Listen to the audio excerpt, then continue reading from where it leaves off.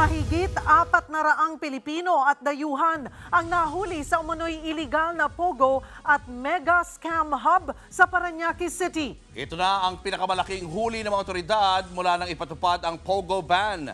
Nasa frontline ng balitang yan si Brian Basa.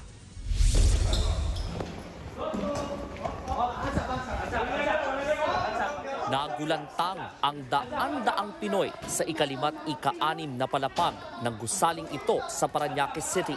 Sinalakay ng Presidential Anti-Organized Crime Commission ang lugar na nagpapatakbo di umano ng iligal na pogo.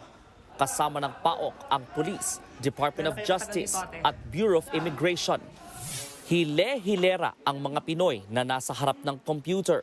Bukas sa mga monitor ang mga messaging app. Nasa wikang Chinese ang ilan sa mga nakasulat. Hindi raw alam ng mga nahuling empleyado na iligal ang kanilang ginagawa. Customer service ka? Opo. Ng ano? Betting po. Betting, online betting. Sinong customer mo? Indian po. Kahit ang Malaysian national na to, hindi inakalang mahuhuli siya sa unang araw niya sa trabaho. Admin assistant, What kind of assistant? something like admin on paperwork, all those like help them to hiring something. As I know, those pogo, the company keep their passport, right? But my passport is with me. Pag-akyat sa ikapitong palapag, nabisto ng mga otoridad ang halo-halong scam. May investment, task at love scam pa. Pawang Chinese at Vietnamese national naman ang nagtatrabaho rito. Mga kababayan nila ang biktima. Yang sangkaterbang tabs na yan ng online messaging, akala nyo maraming tao? Hindi, iisa lang siya.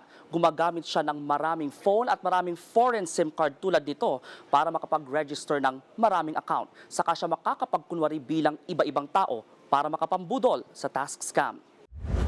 Sa kabuuan, higit 400 empleyado ang nahuli.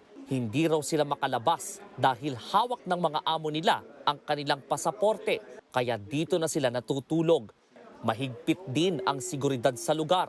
Halos bawat sulok may CCTV camera.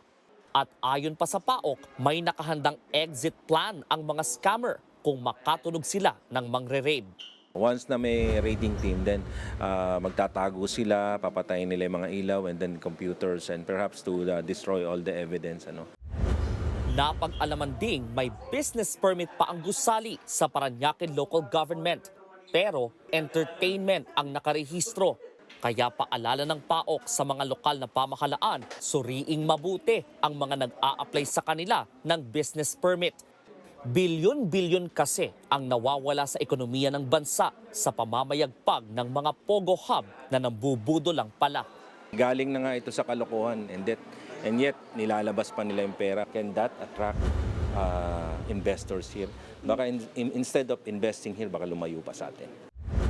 Posibleng pagpaliwanagin ang Parañaque City Local Government kung paanong nakalusot ang mega scam hub. Nagbabalita mula sa Frontline, Brian Basa, News 5. Mga kapatid, Cheryl Cosim po, huwag maging huli at maging una sa lahat sa balitaan. Para sa tuloy-tuloy na talakayang sa Frontline, mag-follow at mag-subscribe sa social media pages ng News 5.